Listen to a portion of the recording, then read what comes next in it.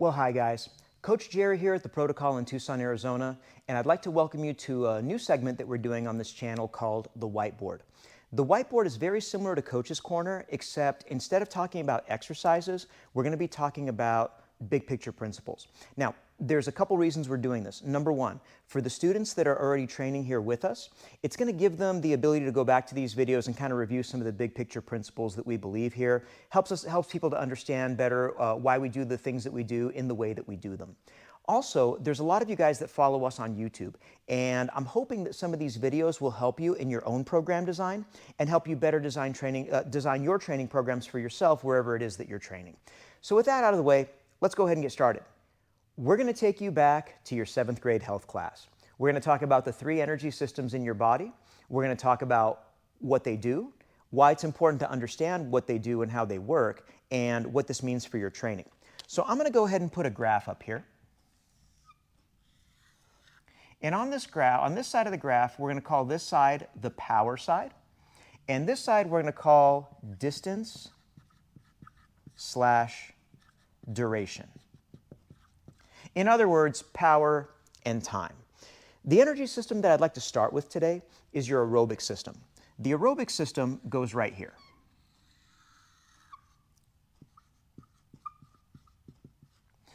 The aerobic system is like your smoker grill or your crock pot. It's low and slow. It is not particularly powerful, but it is very, very long lasting, or at least it should be. As you can see from our awards and medals and whatnot, we work with a lot of strength athletes. I will still shout this from the rooftops for anybody that's willing to listen.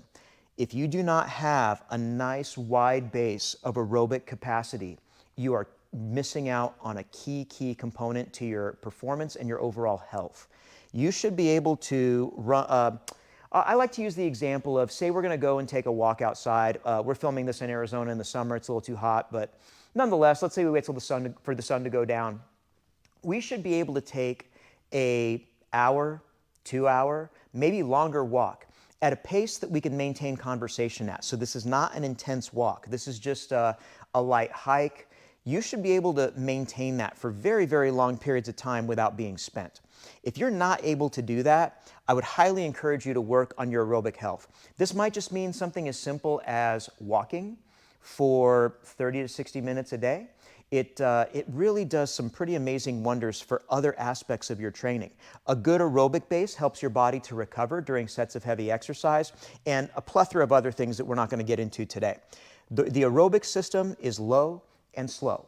The other important thing to understand about the aerobic system is this fuel source in your body burns very, very clean burning fuel. In other words, like if you go take your dog for a walk, when you come home, you're not spent. I mean, you come in, you take a shower, you go about the rest of your day. It is not a very physically exhausting effort that leaves you just absolutely tattered for the rest of the day. It's something that, I mean, you may feel it a little bit while you're doing it, but it's really not anything much past that. So that's the first system, the aerobic system. On the complete opposite side of the spectrum, we have this one right here. This is ATP.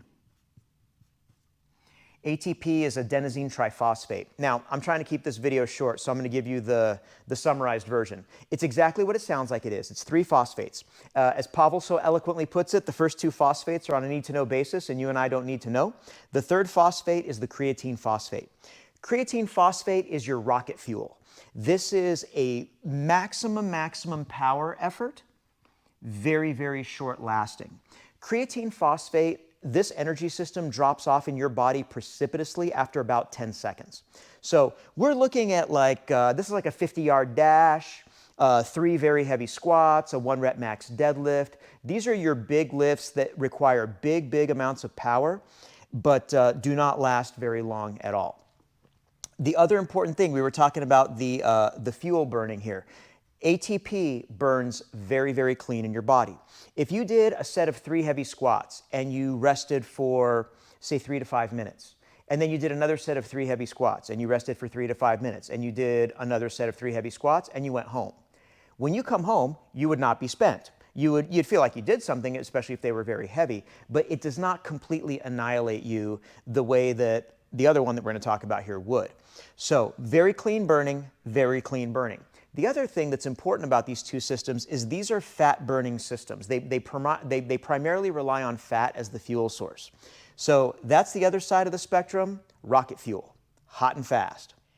In between these two systems, we have the ugly middle.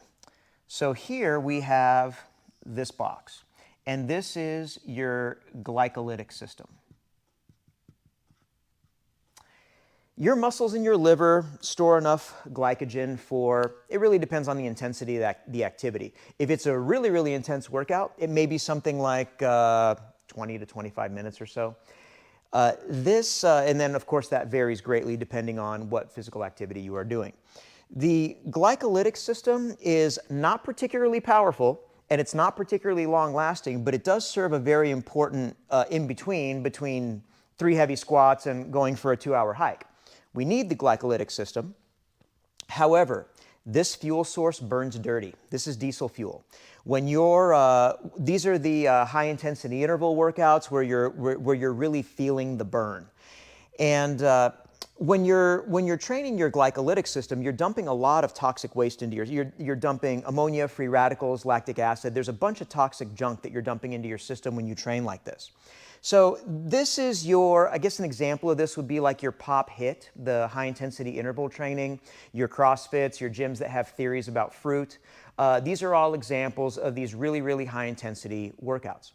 The problem with these sessions is that this type of training comes at a very, very high metabolic cost.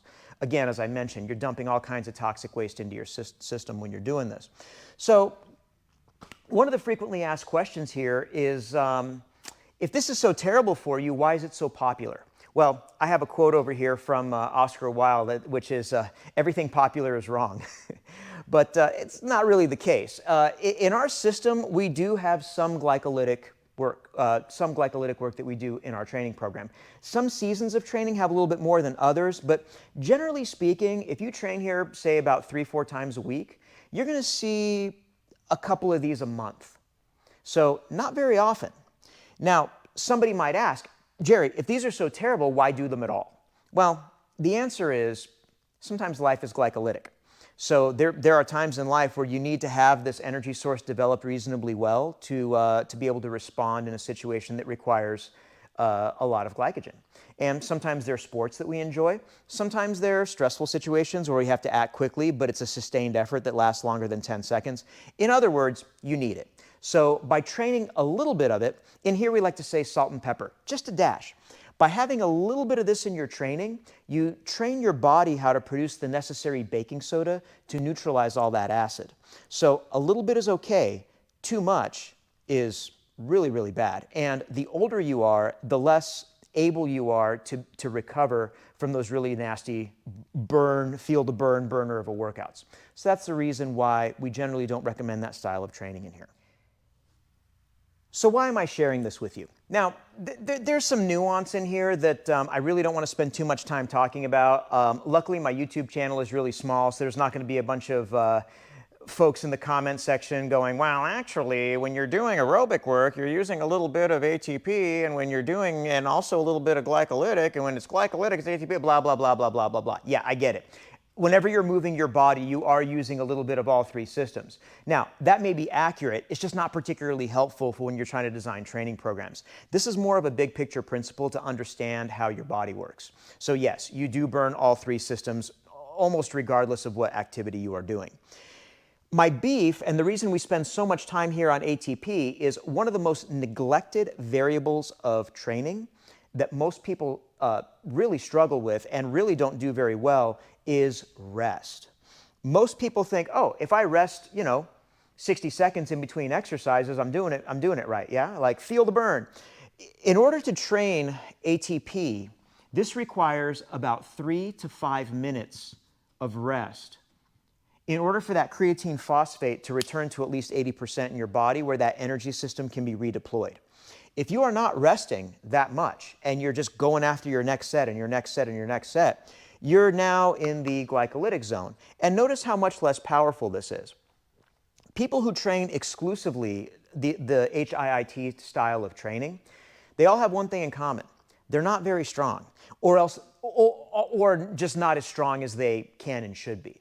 So that's one of the elements of why we think the ATP is important. Because a lot of people talk about like strength endurance. Well, again, to quote Pavel, what good is strength endurance if you have no strength to endure? If you can get your top end horsepower to be as powerful as possible, and you can also build yourself a nice solid aerobic base of support, what you're going to discover is that once in a while when you throw this stuff at yourself, your ability to manage it is going to be a whole lot easier. So, in summary, get as strong as humanly possible. Get those 60-minute walks in every day. Build a solid base of aerobic capacity. Get really, really, really strong. And then every once in a while, throw yourself a little acid bath, just enough to produce the necessary baking soda to neutralize the acid.